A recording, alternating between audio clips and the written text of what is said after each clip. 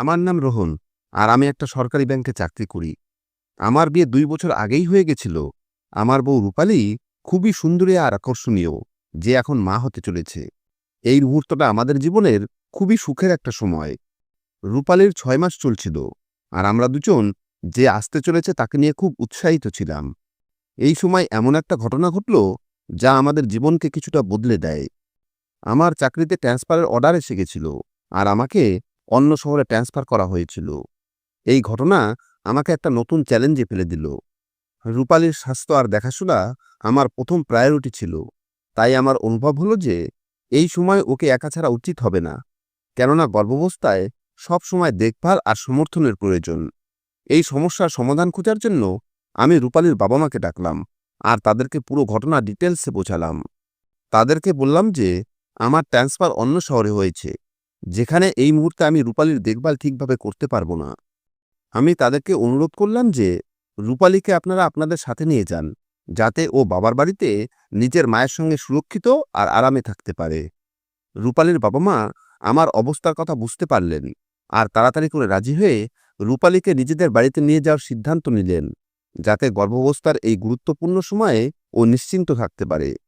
এই সিদ্ধান্ত আমাকে কিছুটা নিশ্চিন্ত করল, কেননা আমার বিশ্বাস ছিল যে আমার বউ নিজের পরিবারের কাছে খুশি আর সুরক্ষিত থাকবে। যখন আমার বউ রূপালী বাবার বাড়িতে চলে গেল, তখন বাড়িতে একা থাকা আমার জন্য একটা নতুন সমস্যা হয়ে গেল। এখন খাবার বানানো, বাড়ির সমস্ত কাজ, বাজারের দায়িত্ব আমাকেই সামলাতে হতো। যেহেতু আমি অফিসের কাজে ব্যস্ত থাকতাম, তাই এই সমস্ত কাজ নিয়ে কিছুটা চিন্তিত ছিলাম। যেহেতু কিছুদিন আগেই চাকরিতে আমার প্রমোশন হয়েছিল, তাই আমার বেতনও বেড়ে গেছিল। এই কারণে আমি ভাবলাম, এখন ভালোভাবে জীবন কাটানোর জন্য আমার একটা নতুন ফ্ল্যাটে শিফট হওয়া উচিত। তাই নিজেদের জন্য একটা নতুন আরামদায়ক ফ্ল্যাট পছন্দ করলাম, আর সেখানেই থাকতে লাগলাম। যে শহরে আমার ট্রান্সফার হয়েছিল, সেখানে আমার এক দুঃসম্পর্কের মামি আর তার মেয়েও থাকত। কিছুদিন আগেই একটা দুর্ঘটনাতে আমার মামার মৃত্যু হয়ে যায়। এই কারণে এখন বাড়িতে মামি আর তার মেয়েই থাকত। যখন মামি জানতে পারল যে আমি ট্রান্সফার হয়ে তাদের শহরে এসেছি, তখন একদিন সে আমার সঙ্গে দেখা করতে আমার ফ্ল্যাটে এলো। মামি এসেই আমাকে জিজ্ঞেস করল, রোহন, তোমার বউ কোথায়? সে তোমার সাথে কেন আসেনি? আমি তাকে ব্যাপারটা বোঝানোর জন্য বললাম, মামি, রূপালীর ৮ মাস চলছে। এই অবস্থায় ওকে একলা বাড়ি ছেড়ে অফিসে যাওয়া ঠিক হবে না বলে আমি ওকে বাবার বাড়িতে পাঠিয়ে দিয়েছি, যেখানে ওর বাবা মা ঠিকভাবে ওর দেখাশোনা করতে পারবে। মামি ধ্যান দিয়ে আমার কথা শুনল, আর তারপরে হেসে বলল, তাহলে রোহন, এখন তুমি একলা। তাহলে তো বাড়ির কাজ আর খাবার রান্না করা তোমার জন্য খুবই সমস্যাজনক। আমি ভাবলাম, কাজের চাপ তো আগে থেকেই খুব বেশি, তার উপরে এখন যদি বাড়ির কাজও নিজেকেই করতে হয়, তাহলে সমস্যা আরও বেড়ে যাবে। এই কারণে মামিকে বললাম, ভাবছি কোনো কাজের মেয়েকে রাখবো, এতে আমার বাড়ির কাজ সহজ হবে। মামি তাড়াতাড়ি করে জবাব দিলেন, কাজের মেয়ে রাখার জন্য তাড়াহুড়ো করার দরকার নেই। যতদিন অবধি তোমার বউ ফিরে না আসে, আমি তোমার সাহায্য করে দেব। তোমার কাজের মেয়ে রাখার কোনো দরকার হবে না। মামির এই প্রপোজ শুনে আমি কিছুটা নিশ্চিন্ত অনুভব করলাম, আর আমি মনে মনে ভেবে নিলাম, যদি মামি আমার সাহায্য করে, তাহলে নিজের কাজ আর বাড়ির কাজের মধ্যে তালমেল বসাতে সহজ হবে। তাই সঙ্গে সঙ্গে মনে মনে সিদ্ধান্ত করে নিলাম যে মামিকে তার সময় আর কষ্টের জন্য কিছু টাকা দিয়ে দেব, যাতে তার এটা অনুভব হয় যে আমি তার সাহায্যের সম্মান করি। পরের দিন যখন আমি সকালবেলা অফিসে যাওয়ার জন্য রেডি হচ্ছিলাম, সেই সময় মামি আমার বাড়িতে একটা খবর দিতে এলো। সে বলল, রোহন, আমাকে কিছুদিনের জন্য মায়ের কাছে যেতে হবে। সে খুব অসুস্থ, তাই তার দেখাশোনা করতে হবে। আমি মনে প্রাণে তোমার সাহায্য করতে চাইতাম, কিন্তু আমাকে এই মুহূর্তে সেখানে যেতেই হবে। আমি তার সমস্যা বুঝলাম, আর বললাম, মামি, তুমি চিন্তা করো না, পরিবারের দেখাশোনা সবার আগে, আমি এখানে ম্যানেজ করে নেব। মামে কিছুটা শান্তির শ্বাস নিয়ে বললেন, রোহন, তোমার বাড়ি আর কাজের মধ্যে যাতে সমস্যা না হয়, সেই কারণে আমি অঙ্কিতাকে তোমার সাহায্যের জন্য পাঠানোর সিদ্ধান্ত নিয়েছি। ও তোমার জন্য খাবার রান্না করে দেবে, আর বাড়ির সমস্ত কাজেও সাহায্য করবে। অঙ্কিতা আমার মামার মেয়ে। মামার মৃত্যুর পরে বাড়িতে মামি আর ও দুজনেই থাকত। আমি মামির প্রস্তাব নিশ্চিন্তে স্বীকার করে বললাম, ঠিক আছে মামি, এতে আমার অনেক উপকার হবে। সেই দিন রবিবার ছিল, তাই আমি বাড়িতেই আরাম করে ঘুমাচ্ছিলাম। সকালবেলা দেরি করে ঘুম থেকে উঠে আমি আমার জন্য চা বানালাম, আর ফ্ল্যাটের কিছু কাজ সারলাম। দুপুরবেলার দিকে হঠাৎই দরজায় ঘণ্টা বাজল। আমি ভাবতে লাগলাম, এই সময় আবার কি হতে পারে। দরজার দিকে এগিয়ে যখন দরজা খুললাম, তখন আমি কিছু সময়ের জন্য চোখের পলক ফেলতে ভুলে গেলাম, কেননা সামনে দাঁড়ানো মেয়েটা খুবই সুন্দরী আর আকর্ষণীয় ছিল। ওর চোখে সারল্য আর মুখে একটা মিষ্টি হাসি লেগেছিল। আমি ওকে দেখলাম আর কিছু সময়ের জন্য হতবাক হয়ে ওর দিকে তাকিয়ে রইলাম, কেননা আমি ভাবতেই পারিনি যে অঙ্কিতা এতটা সুন্দরীও হতে পারে। ও মুখে একটা হালকা হাসি এনে বলল, রোহন দাদা, আমি অঙ্কিতা। মা আমাকে এখানে পাঠিয়েছে যাতে আমি আপনার সাহায্য করতে পারি। ওর আওয়াজে একটা ন্যাচারাল আত্মবিশ্বাস ছিল। আমি তাড়াতাড়ি নিজের হুঁশ ফিরে পেলাম আর হেসে জবাব দিলাম, আরে অঙ্কিতা, ভেতরে এসো। তোমার মা বলেছিল যে তুমি আসতে চলেছ। অঙ্কিতা ভেতরে এসে আস্তে আস্তে বলল, মা বলেছিল যে আপনার ঘরের আর অফিসের কাজে অসুবিধা হচ্ছে, তাই আমাকে আপনার সাহায্য করার জন্য পাঠিয়েছে। আমি ওকে বসার জন্য বললাম আর চা অফার করলাম। ও হাসি মুখে বলল, না দাদা, আমি চা খাই না। প্রথমে আমাকে বলো তুমি কি খেতে পছন্দ করো, আমি তোমার পছন্দের খাবার বানাবো। ওর কথা শুনে আমি হাসলাম আর মনে মনে অনুভব করলাম যে ওর এখানে আসায় আমার বাড়ির পরিবেশ কিছুটা বদলাতে চলেছে। আমি আর কিছুই বলিনি। অঙ্কিতা নিজে থেকেই বাড়ির কাজ করতে শুরু করে দিল। ও খুব সহজে আর আত্মবিশ্বাসের সাথে সমস্ত কাজ শেষ করছিল, আর আমি ওকে চুপচাপ দেখে যাচ্ছিলাম। ওর প্রতিটা নাড়াচাড়াতে একটা আলাদাই আকর্ষণ ছিল। ওর রূপ আর ব্যক্তিত্ব এতটা প্রভাবশালী ছিল যে আমি আমার চোখ ওর উপর থেকে সরাতেই পারছিলাম না। আমার বউ রূপালীর থেকে অঙ্কিতা অনেক বেশি সুন্দরী। আমি এত সুন্দরী মেয়ে আগে কখনোই দেখিনি।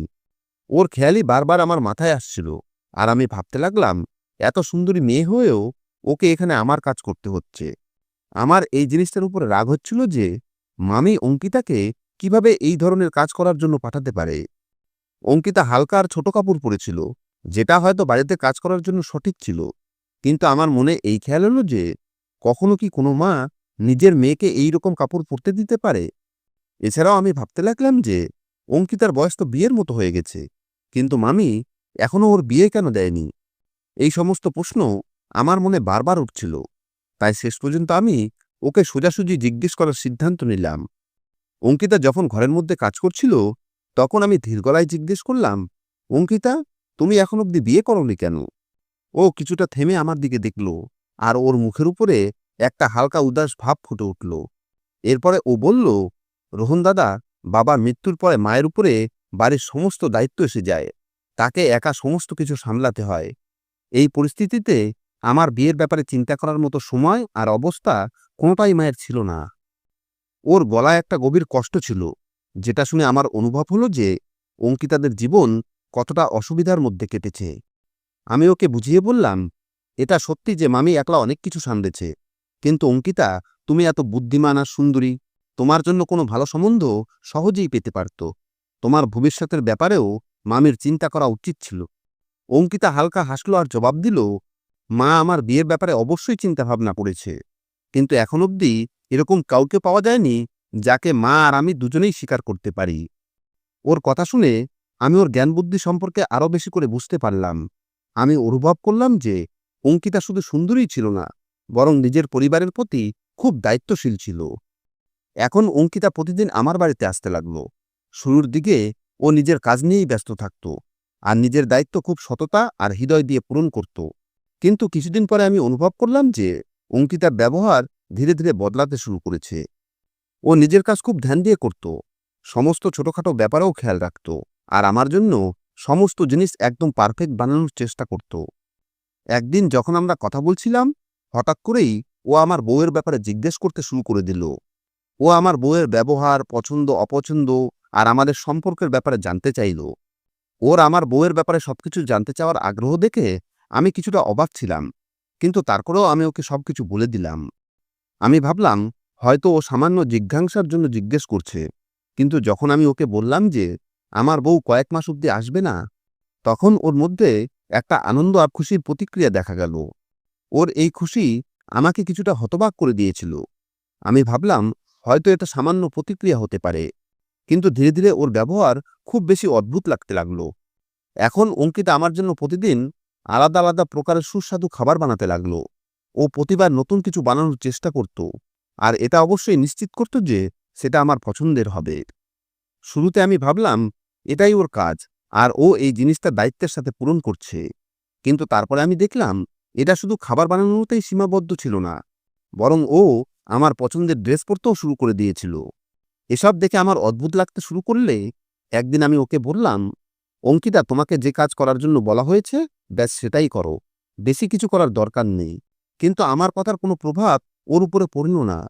যদিও ও আমার জিনিসপত্র গুছিয়ে রাখত, আমার কাপড় বের করে রাখত, এমনকি আমার বিশ্রামেরও ধ্যান রাখতে শুরু করেছিল, কিন্তু ওর এই ব্যবহার আমাকে অসহায় করে দিল। আমি বুঝতে পারছিলাম না যে ও এইরকম কেন করছে। ওর ব্যবহারে এক ধরনের আলাদা ভাব ফুটে উঠতে শুরু করেছিল, যেটা আমাকে অদ্ভুত ধরনের এক টেনশনে ফেলে দিয়েছিল। আমার বাড়িতে ওর আসা 10 দিন হয়ে গেছিল, তাই আমি একদিন জিজ্ঞেস করলাম, অঙ্কিতা, তোমার মা কবে আসবে? তখন ও বলল, রোহন দাদা, দিদিমার শরীর এখনো ঠিক হয়নি, এই কারণে মা আরও কিছুদিন গ্রামে থাকবে। এখন অঙ্কিতার কাপড় চোপড়েও একটা বড় পরিবর্তন আসতে শুরু করেছে। ও শাড়ি পরতে শুরু করেছিল, আর শাড়িতে ওকে আরও বেশি আকর্ষণীয় লাগত। ওকে কোনো ফিল্মের হিরোইনের থেকে কম মনে হতো না। ওর চালচলন ও সৌন্দর্য পুরো এরিয়াকে মোহিত করে দিয়েছিল। ও নিজের চুলে ফুল লাগাতে শুরু করেছিল। ফুলের মিষ্টি সুগন্ধ পুরো ঘরে ছড়িয়ে পড়ত। ও যখন আমার পাশ দিয়ে যেত, তখন সেই সুগন্ধ আমার মনকে মোহিত করে দিত। প্রতিবার যখন আমি ওর দিকে তাকিয়ে দেখতাম, তখন হঠাৎ করেই আমার বউয়ের কথা আমার মনে ফুটে উঠত। এখন আমার এরকম মনে হতে শুরু করেছে যে অঙ্কিতা জেনে বুঝেই আমার বউয়ের মতো হওয়ার চেষ্টা করছে, কেননা ও আমার বউয়ের ব্যাপারে সবকিছুই আমার থেকে শুনে নিজের উপরে অ্যাপ্লাই করার চেষ্টা করছিল। ওর ব্যবহার আর ড্রেস আপ ধীরে ধীরে সেই দিকে ইশারা করছিল। যখনই আমি অঙ্কিতাকে এই রূপে দেখতাম, তখনই আমার বউয়ের কথা খুব মনে পড়ত, আর একটা অদ্ভুত দুনমনা আমার মনে উপস্থিত হয়ে যেত। আমার এরকম মনে হতো যে আমি ওকে বুকে জড়িয়ে নিই আর সেই মুহূর্তকে নিজের হৃদয়ে গেঁথে নেই। অঙ্কিতার এই বদলানো ব্যবহার আর আন্দাজ আমাকে আরো দুনমনায় ফেলে দিচ্ছিল। ও কখনো আমার বউয়ের মতো সেজে আমার সামনে আসতো, তো কখনো একদম আলাদা রূপে। আমি বুঝতে পারছিলাম না যে ও কেন এরকম করছে, আর ওর এই বদলানোর পিছনে কি উদ্দেশ্য থাকতে পারে। একদিন আমি ওকে বললাম, এরপর থেকে তুমি ফুল ড্রেস পরবে, শর্ট ড্রেস পরবে না, কেননা শর্ট ড্রেসে তোমাকে দেখে আমার অদ্ভুত মনে হয়। একে তো বাড়িতে আমি একলা পুরুষ, তার উপরে অঙ্কিতা সুন্দরী আর যুবতী। যদি কোনো সুন্দরী মেয়ে বারবার আপনার সামনে শর্ট ড্রেসে চলে আসে, তাহলে যে কোনো পুরুষই আকর্ষিত হতে পারে। অঙ্কিতা একটা যুবতী মেয়ে হওয়ার পরেও ও একদমই লজ্জা পেত না। এরপরে একদিন এমন হলো, যেটা আমার পুরো জীবনকে একদম নাড়িয়ে রেখে দিল। এই ঘটনাটা এতটাই অপ্রত্যাশিত ছিল যে আমার বিশ্বাস হচ্ছিল না এইসব আমার সাথে হয়েছে। সেই দিন অঙ্কিতা প্রতিদিনের মতো ঘরের সমস্ত কাজ শেষ করে যখন বাড়ি যাওয়ার গোছগাছ করছিল, তখন হঠাৎ করে খুব জোরে বৃষ্টি হতে শুরু হয়ে গেল। আকাশে প্রচণ্ড বিদ্যুৎ চমকাচ্ছিল, আর বৃষ্টি এত জোরে হচ্ছিল যে বাইরে বেরোনো অসম্ভব ছিল। অঙ্কিতা উৎসুক হয়ে জানলার পাশে দাঁড়িয়ে বাইরে বৃষ্টি দেখছিল। আমি ওর অস্বস্তি অনুভব করতে পারতাম, তাই ওকে বললাম, অঙ্কিতা, এত প্রচণ্ড বৃষ্টিতে তুমি বাইরে যাবে কিভাবে? মামিও গ্রামে গিয়েছে, আর তোমাদের বাড়িতেও কেউ নেই, তাই আজকে রাত এখানেই থেকে যাও। সকালবেলা যখন বৃষ্টি থামবে তখন চলে যেও। প্রথমে তো ও কিছুটা দ্বিধায় পড়ে গেল, তারপরে ও আমার কথা মেনে নিয়ে বলল, ঠিক আছে রোহন দাদা, যদি আপনার কোনো সমস্যা না হয় তাহলে আজকে রাতে আমি এখানেই থেকে যাচ্ছি। অঙ্কিতা সেই রাতের জন্য খাবার বানালো। তারপরে আমরা দুজন একসাথে বসে খাবার খেলাম। এটা প্রথমবার যখন আমরা একসাথে এত সহজভাবে সময় কাটালাম। খাবার খাওয়ার পরে আমি নিজের ঘরে চলে গেলাম আর টিভি দেখতে লাগলাম। আমি অঙ্কিতাকে বললাম, তুমি বারান্দায় সোফার উপরে ঘুমিয়ে যাও, সেটাই তোমার জন্য আরামদায়ক হবে। অঙ্কিতা সারাদিনের কাজের কারণে খুব ক্লান্ত ছিল। ও কিছু সময় এদিক ওদিকের জিনিসপত্র ঠিক করল, আর তারপরে সোফার উপরে ঘুমিয়ে গেল। ক্লান্তির কারণে ও কিছু সময়ের মধ্যেই গভীর ঘুমিয়ে ঘুমিয়ে গেল, আর আমি নিজের ঘরে টিভি দেখতে থাকলাম। রাত প্রায় 12টার দিকে হঠাৎ করে আমার তৃষ্ণা লাগলো, তাই আমি জল খাওয়ার জন্য রান্নাঘরের দিকে গেলাম। রান্নাঘর থেকে ফিরে আসার সময় আমার নজর অঙ্কিতার উপরে পড়ল। ও সোফার উপরে গভীর ঘুমে ঘুমিয়েছিল। রাতের হালকা আলোতে ওর চেহারা খুব শান্তশিষ্ট আর সুন্দর লাগছিল। জানলা দিয়ে আসা ঠান্ডা হাওয়া ওর চুলের সাথে খেলছিল, আর ওর চুল বারবার ওর গালের উপরে এসে পড়ছিল। ও ঘুমের মধ্যে বারবার নিজের চুল ঠিক করার চেষ্টা করছিল, কিন্তু চুলগুলো আবার ওর মুখের উপরে এসে যেত। ওর এই সামান্য চিন্তা আর সারল্য আমার ভেতর অব্দি ছুঁয়ে গেল, আর আমি ওর দিকে আরো আকর্ষিত হতে লাগলাম। ধীরে ধীরে আমি ওর কাছে পৌঁছে গেলাম, আর ওর সামনে নিচে বসে গেলাম। আমি ওর গালের উপরে আসা চুলগুলোকে ঠিক করার জন্য যখন হাত বাড়ালাম, তখনই হঠাৎ বিদ্যুৎ চমকালো, আর অঙ্কিতা ভয় পেয়ে আমাকে শক্ত করে জড়িয়ে ধরল। অঙ্কিতা ঘুমের মধ্যে ছিল, কিন্তু আমার স্পর্শ পেয়ে ও পুরোদমে জেগে উঠল।